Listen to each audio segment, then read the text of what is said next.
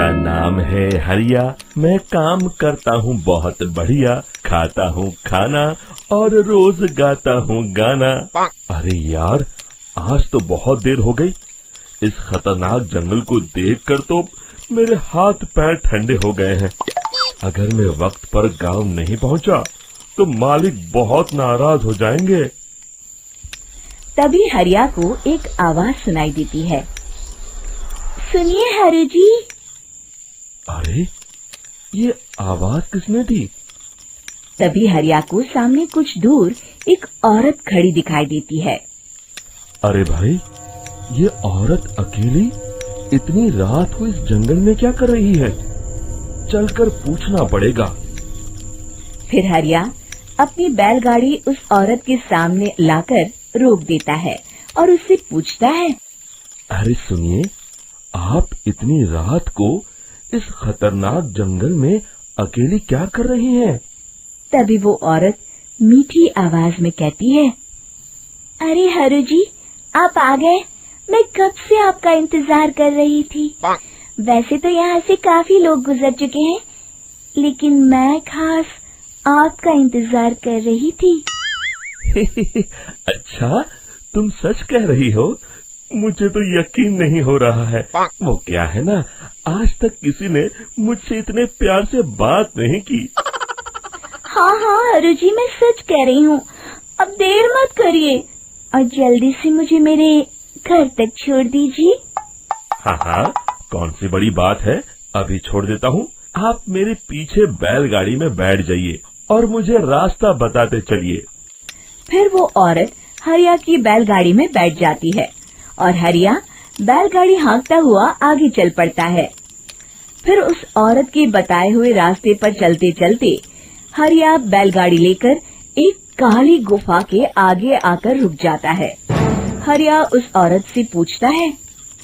हाँ देवी जी, आपका घर कहाँ है? यहाँ तो एक गुफा के अलावा और कुछ नहीं है। तभी अचानक वो औरत हवा में उड़ने लगती है। देखते ही देखते उसका सुंदर रूप एक डरावनी चुड़ैल में बदल जाता है और वो जोर जोर से हंसती है। अरे तू तो एक नंबर का बेवकूफ निकला। तू तो बड़ी आसानी से मेरी बातों में आ गया। अरे मर गया रे, ये तो एक चुड़ैल है। हे भगवान बचा ले, ये तो बड़ी डरावनी दिखाई दे रही है। और फिर अगले ही पल हरिया की बैलगाड़ी में रखा सारा सामान हवा में उड़ता हुआ उस काली गुफा के अंदर चला जाता है और वो चुड़ैल भी उस गुफा के अंदर जाकर कहीं गायब हो जाती है। हरिया ये नजारा देख बुरी तरह घबरा और परेशान हो जाता है। अरे, ये चुड़ैल तो मेरा सारा सामान लेकर गुफा में गायब हो गई। अब क्या होगा? अगर मैं गांव खाली हाथ गया तो मालिक मेरी अच्छी खबर लेंगे। मेरी इस बात का कोई यकीन भी नहीं करेगा। फिर आखिर वही हुआ।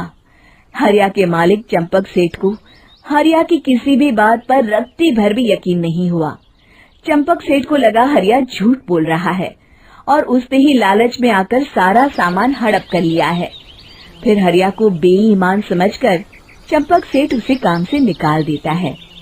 अगले दिन अपनी दुकान में परेशान बैठा चंपक सेठ गुस्से में बड़बड़ाता है। अरे, दुकान में तो सामान बिल्कुल भी नहीं है।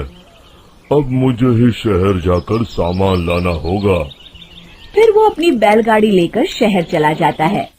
शहर से सामान लेकर जब चंपक सेठ वापस गांव लौट रहा होता है, तभी उसे एक आवाज सुनाई देती है। चंपक जी, ओ चंपक जी। अरे, ये तो कोई मेरा नाम लेकर मुझे पुकार रहा है। फिर उस रास्ते में वही औरत खड़ी दिखाई देती है। फिर क्या था, हरिया की तरह चंपक सेठ भी उस औरत के पास अपनी बैलगाड़ी लेकर जाता है और वो भी उसकी चिकनी चुपड़ी बातों के मुंह जाल में फंस जाता है। फिर चुड़ैल उसे भी अपनी गुफा तक ले जाती है और उसका सारा सामान लेकर गुफा में गायब हो जाती है।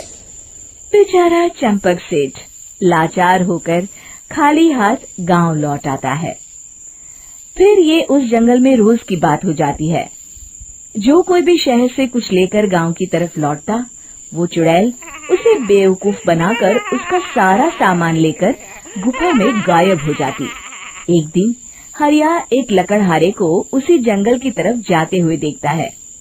फिर हरिया उसे रोकते हुए कहता है, अरे भाई, क्यों अपनी मौत को दावत दे रहे हो? मेरी बात मानो, आगे जंगल में मत जाओ, वहाँ एक बड़ी भयानक चुड़ैल रहती है। लकड़हारा हरिया की बातों को नजरअंदाज करते हुए कहता है, अरे भाई, मुझे पहले ही बहुत देर हो चुकी है, मुझे जाने दो भाई। शाम तक लकड़ियाँ काट कर शहर के बाजार में बेचना है। तुम अपनी ये कहानी किसी फुर्सत में बैठे इंसान को सुनाओ, मैं तो चला। इतना कहकर लकड़हारा वहाँ से आगे जंगल की तरफ चला जाता है। फिर अगले दिन गांव के मुखिया के घर के बाहर बहुत सारे लोग जमा हो जाते हैं। तभी हाथ में कुल्हाड़ी लिए खड़ा लकड़हारा कहता है, अरे मुखिया जी, अब आप ही हमें बचाइए उस जंगल वाली चुड़ैल से। हमारा सारा काम तो शहर से ही होता है। अरे मुखिया जी, उस चुड़ैल की वजह से तो मैं पूरी तरह बर्बाद हो गया हूँ। हम सबको मिलकर उस चुड़ैल का कोई इलाज करना पड़ेगा। तभी भीड़ में खड़ा बीरा कहता है, आप लोग चिंता मत करिए, कल से वो चुड़ैल किसी को नहीं लूट पाएगी। मेरे पास एक बहुत अच्छी तरकीब है। तभी चंपक सेठ उसका मजाक उड़ाते हुए कहता है, अरे तेरा नाम बीरा है तो क्या हुआ? तूने अभी उस चुड़ैल को देखा नहीं है? जाकर अपना काम कर, बड़ा आया। तब मुखिया जी कहते हैं, नहीं नहीं चंपक सेठ, मुझे लगता है हमें इस लड़के को एक मौका देना चाहिए। फिर सभी गांव वाले मुखिया जी की बातों से सहमत हो जाते हैं और वीरा शाम को एक बैलगाड़ी में कुछ सामान लादकर उस जंगल की ओर चल देता है। वीरा, ओ वीरा, कहाँ जा रहा है? तभी वीरा मुड़ के देखता है, वही चुड़ैल एक औरत के रूप में खड़ी है। अरे बहन जी, मैं आपको ही ढूंढ रहा था। देखिए, मैं आपके लिए क्या लाया हूँ। अरे वाह, तो खुद मेरे लिए इतना सामान लाया है। तू ही अकेला गांव में समझदार है। जरा देखो, मैं भी खोल के, बड़े भूख लगी है। जैसे ही चुड़ैल उस सामान पर से कपड़ा हटाती है, एक भगवान शिव की तेज रोशनी उसके अंदर मूर्ति से निकलती है और चुड़ैल अपने असली रूप में आकर जलने लगती है। अरे मैं जल रही हूँ, बचाओ! बचाओ! ओम नमः शिवाय, मर गई मैं! देखते ही देखते वो चुड़ैल राख के साथ उड़ जाती है और सभी गांव वाले भी वहां जाते हैं। शिक्षा बुराई पे सदा अच्छाई की ही जीत होती है।